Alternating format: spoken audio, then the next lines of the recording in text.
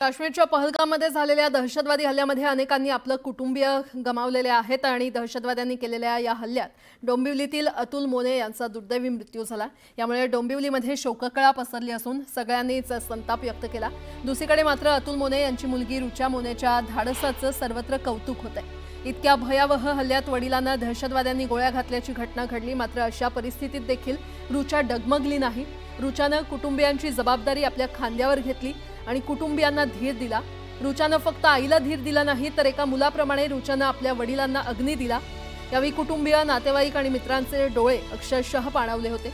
इतकंच नाही तर रुचानं हल्ल्यात मृत पावलेल्या हेमंत जोशी यांचे नातेवाईक आणि संजय लेले यांचा मुलगा हर्षल लेले यांच्यासोबत शिवमंदिर स्मशानभूमी इथे पोहोचून त्यांच्या कुटुंबियांनाही धीर दिला। हे पाहून अनेकांचे डोळे पाणावले, तर अनेकांनी रुचाच्या धाडसाचं कौतुक केलं। एखाद्या पुरुषाला देखील जमणार नाही असं धाडस केल्यानं तिचं कौतुक करावं तितकं कमीच आहे। आपले वडील गमावल्याचं दुःख मनात साठवून संपूर्ण कुटुंबियांना सांभाळण्याची जबाबदारीच रुचानं आपल्या खांद्यावर धीरानं उचलली आहे आणि रुचाच्या या धाडसाला न्यूज 18 लोकमतचाही सलाम।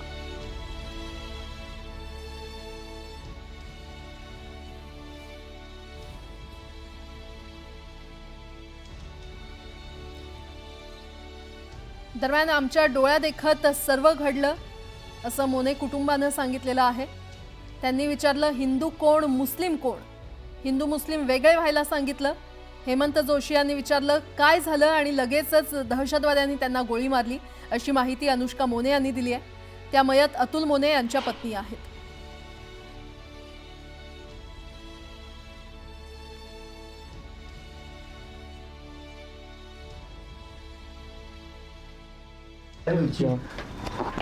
एक मिनट ओके काय नेमकी त्या दिवशी प्लीज मैं बैठता हूँ प्लीज त्या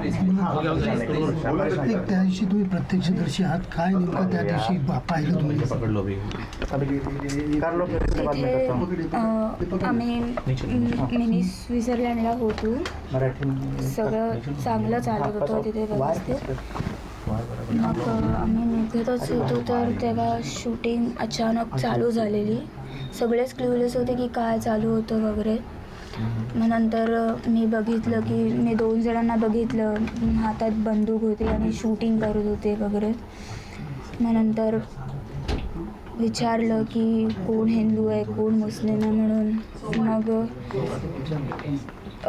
संजय काकांना पहिले असं त्यांनी हात वरती केला तर त्यांना पहिले गोळी मारली। नंतर हेमंत काकांना मारली। ते विचारायला गेलेले की काय झालं आहे नक्की, तर क्या हुआ है, कुछ हुआ है क्या, हम कुछ नहीं कर रहे असं ते बोलतात। त्यांनाही गोळी मारली। मग माझे बाबाही तिथे गेले। माझे बाबाही बोलले की गोळी नका मारू म्हणून, आम्ही काही नाही करत। तर तिथेच त्यांनाही गोळी मारली माझ्यासमोर। मी काहीच नाही करू शकली आणि होती मी तिथे घाबरून जवळपास 15-20 मिनटं आम्ही तसेच भीतीत होतो, घाबरत। मग नंतर ते गेल्यावर आम्ही सगळे पळालो। बाबाला उठवायचे प्रयत्न केले पण बाबा उठत नव्हता, म्हणजे बाबाला होत नव्हतं उठायला। मैं तिथे बोलले की उनको छोड़ो, जिसको गोली लगी उनको छोड़ो, वहाँ आर्मी आएगी उनको लेने, पहले आप उधर से भाग जाओ, अपनी जान बचा लो करके। तो हम 6 जन उधर से भाग रहे थे। ठीक है ओके तुमचं भविष्य आहे या एक मिनट। तर अतुल मोने यांची कन्या रुचा मोने हिनं त्यांच्यावर घडलेली आपबीती सांगितली। हा संपूर्ण घडलेला प्रसंग तिनं सांगितला।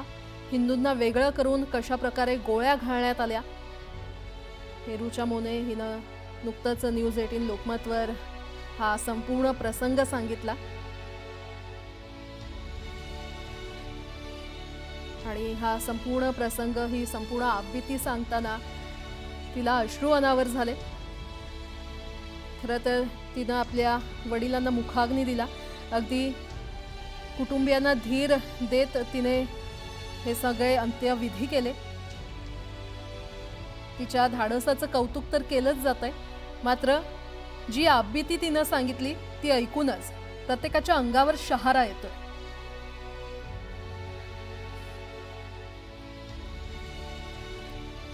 आपण पाहतोय तर महाराष्ट्रातल्या 6 जणांचा मृत्यू झालेला आहे या भ्याड हल्ल्यामध्ये. त्यामध्ये डोंबिवलीतल्या 3 गोळी झाडण्यात आली. काल त्यांच्यावर अंत्यसंस्कार करण्यात आले. त्यातलेच डोंबिवलीमधले हे रहिवासी अतुल मोने, त्यांच्यावर देखील दहशतवाद्यांनी गोळी झाडली आणि त्यांची मुलगी रुचा मोने हिनं ही संपूर्ण आपबीती सांगितलेली आहे. तिच्या डोळ्यांसमोर जो संपूर्ण घटना घडली, जो प्रसंग घडला, तो सगळा घडलेला प्रसंग तिनं न्यूज 18 लोकमतशी बोलताना बोलून दाखवलेला आहे. हिंदूंना वेगळं करून कशा प्रकारे गोळ्या झाडण्यात आल्या हा संपूर्ण प्रसंग तिनं सांगितलाय.